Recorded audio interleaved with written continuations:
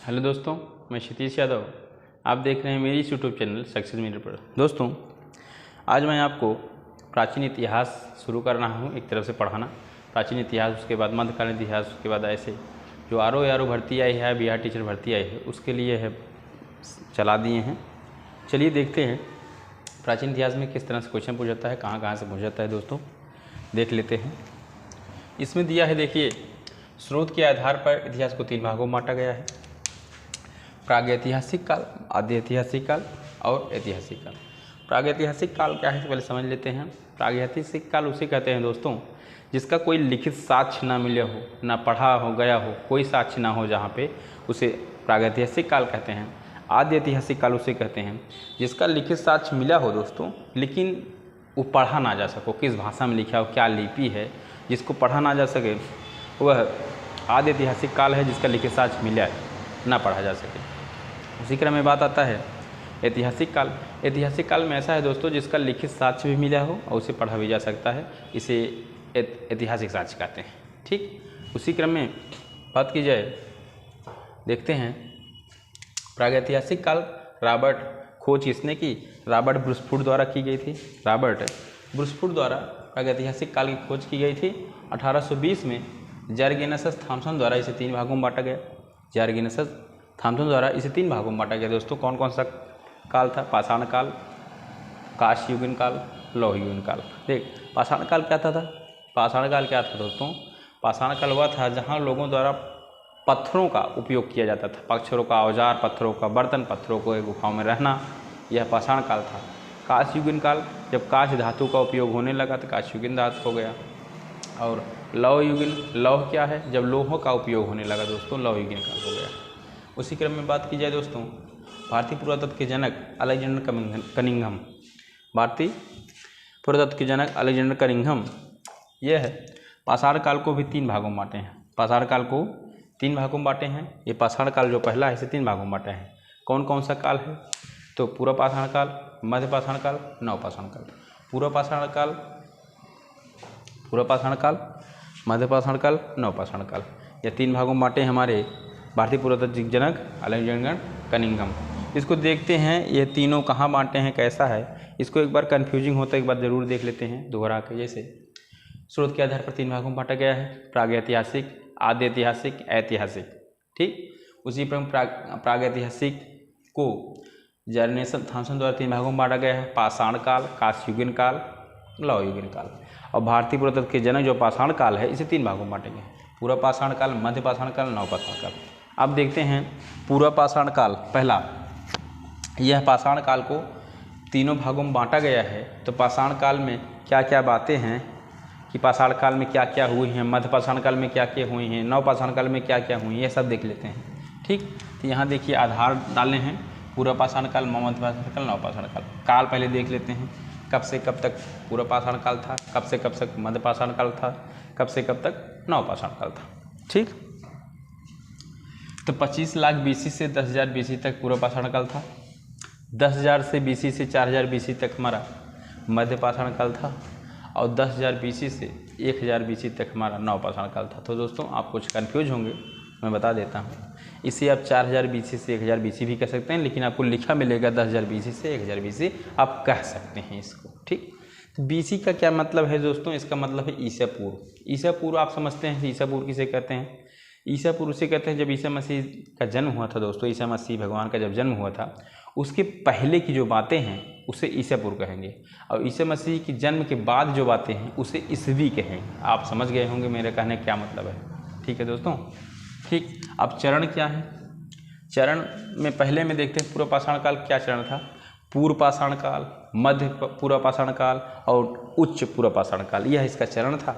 बात की जाए सबसे अधिक समय तक कौन सा काल था, सबसे अधिकतम समय तक कौन सा काल था, इसे हम पूर्व पाषाण का सबसे अधिक समय तक काल था। यह 25 लाख से 10,000 BC तक था। पूछा जाए कौन सा काल सबसे अधिक समय तक था? पूर्व पाषाण काल। ठीक, अब मध्य पाषाण काल में चरण क्या था? मध्य पाषाण काल एक संक्रमण काल था। यहाँ पे कुछ संक्रमण फैल गए थे या कुछ नई बातें नहीं थी। उसी प्रकार नव पाषाण काल था, उसी प्रकार नव पाषाण काल था, इसमें संक्रमण आ गया था। उसके बाद बात आता है लक्षण या गुण। इनके लक्षण क्या थे, पूर्व पाषाण के काल के जो व्यक्ति थे उनके लक्षण गुण क्या थे, मध्य पाषाण काल के जो व्यक्ति थे उनके लक्षण गुण क्या थे, नव पाषाण काल के जो व्यक्ति थे उनके लक्षण या गुण क्या थे। चलिए देख लेते हैं। पहली बात तो यह आकेठक थे, शिकारी थे, खाद्य संग्राहक थे।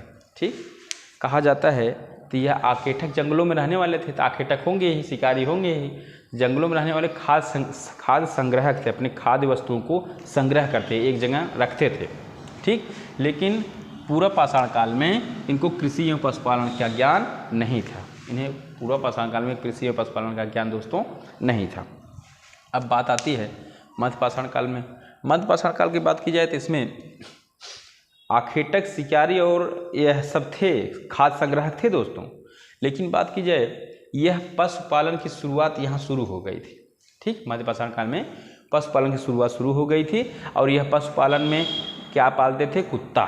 कुत्ता इनका पहला पशुपालन था, क्योंकि कुत्ता इसलिए पालते थे, वह शिकारी का भी काम करता था और इनका संरक्षक भी काम करता था, जहाँ जाते थे उसको साथ से ले जाते थे। तो यह मध्य पाषाण काल में कुत्ता एक पशुपालक के रूप में शुरू हो गया था। ठीक, नव पाषाण काल की बात की जाए दोस्तों, नव पाषाण काल में बहुत अच्छी बात है, इसमें शुरुआत सब हो गई, जैसे कृषि पशुपालन की शुरुआत हो गई थी। यहाँ कृषि और पशुपालन की शुरुआत हो गई दोस्तों। जहाँ पे कृषि और पशुपालन शुरुआत कर देंगे तो आप वहाँ से जा नहीं पाएंगे, यानी यहाँ समान अस्थायी निवास भी प्रारंभ हो गया था। जहाँ उनका कृषि होता था तो वहाँ निवास रह जाते थे। जब तक कृषि नहीं था दोस्तों, यहाँ से एक जगह से दूसरे जगह वह भोजन की तलाश में अपने घूमते रहते थे। ठीक, तो यहाँ पे ये अस्थायी निवास हो गया नव पाषाण काल में। उसी क्रम में आते हैं औजार। इनके पास औजार क्या था, तो इनके पास क्वाटराई, सल्क, ब्लेड आदि के औजार थे दोस्तों उस समय पूरा पाषाण काल में। पूरा पाषाण काल में क्वाटराई, सल्क और ब्लेड आदि के इनके औजार थे। और बात की जाए, इंपॉर्टेंट होता है मध्य पाषाण काल, इसमें पूछा गया है दोस्तों इनके औजार किस तरह से थे, तो माइक्रोलिथियम सूक्ष्म औजार थे। यहाँ मध्य पाषाण काल में दोस्तों माइक्रोलिथियम सूक्ष्म आकार के औजार थे इनके पास।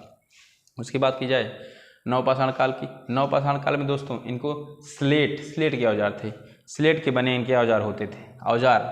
ठीक, ये हमारे जो जाति थे। उसी पर बात की जाए महत्वपूर्ण स्थल।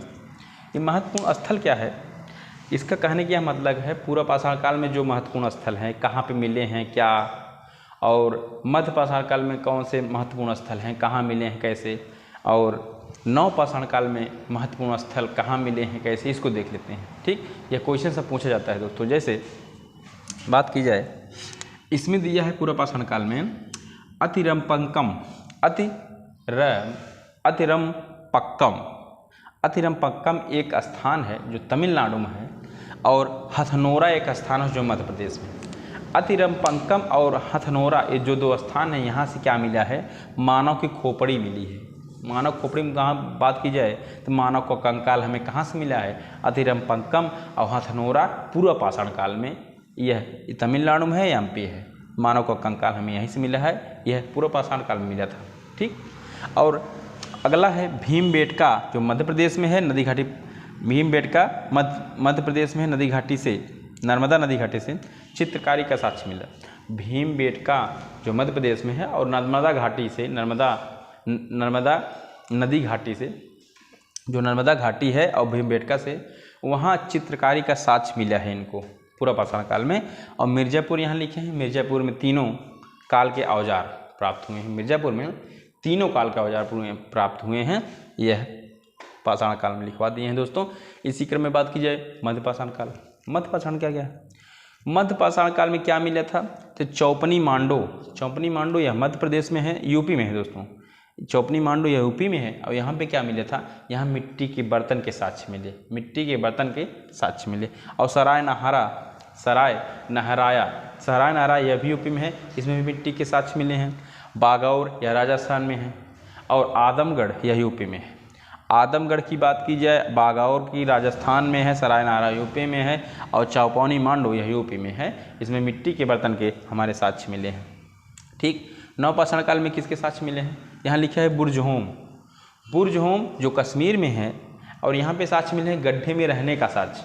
यहाँ पे ऐसा साक्ष्य मिला कि गड्ढे में रहा करते थे। ठीक, और एक साक्ष्य मिला है दोस्तों, कब्र में मालिक के साथ कुत्ते का दफनाने का साक्ष्य मिला है। कहाँ, कश्मीर बुर्जहोम में, ठीक, नवपाषाण काल में, ठीक। और गुफा कारम, यह स्थान कहाँ है, कश्मीर में मिला है। कोल्डिहावा, ये बहुत इंपॉर्टेंट है, कोल्डिहावा ये यूपी में मिला है नवपाषाण काल में, और यहाँ चावल के साक्ष्य मिले हैं। क्या दोस्तों, चावल के साक्ष्य। उसी क्रम में बात की जाए कृषि का पहला प्रमाण, अगर कृषि का पहला प्रमाण की बात की जाए तो यह है मेहरगढ़ मिला है, जो यूपी में है, मेहरगढ़ यूपी में है, ठीक। उसकी बात की जाए दोस्तों खोज की बात की जाए तो आग की खोज इन्हें पूर्व पाषाण काल में हो गई थी, आग की खोज यह कर लिए थे, लेकिन उपयोग होने लगा यह मध्यपाषाण काल में, उपयोग होने लगा मध्यपाषाण काल में। अब मध्यपाषाण काल में उपयोग होने लगा तो नवपाषाण काल में और अच्छा उपयोग होगा। नवपाषाण काल में क्या खोज हुई, जैसे दोस्तों कृषि अच्छी तरीके से चलाने लगे, पशुपालन और अच्छी तरीके से होने लगा, जीवन यापन अच्छी तरीके से होने लगा, चाक पहिए का आविष्कार किए, यातायात का आविष्कार किए, यह सब नवपाषाण काल में दोस्तों होने लगा। तो दोस्तों यह है आपका आज छोटा सा टॉपिक था हमारा प्राचीन इतिहास का पहला टॉपिक, जो प्रागैतिहासिक काल है। कल मैं आपको इसका पाषाण काल हो गया था, कालयुगीन काल पढ़ाएंगे। कल आपका जैसा आपका फीड रहेगा, आपको अच्छा लगा हो तो लाइक शेयर सब्सक्राइब कमेंट जरूर करिए। आप जैसे भी फीड देंगे मैं आपको वीडियो बनाता रहूँगा। आप इसका सारी स्क्रीन लेना चाहे तो ले लीजिए दोस्तों, ठीक। अच्छा लगा है तो लाइक शेयर सब्सक्राइब जरूर करिए दोस्तों। धन्यवाद।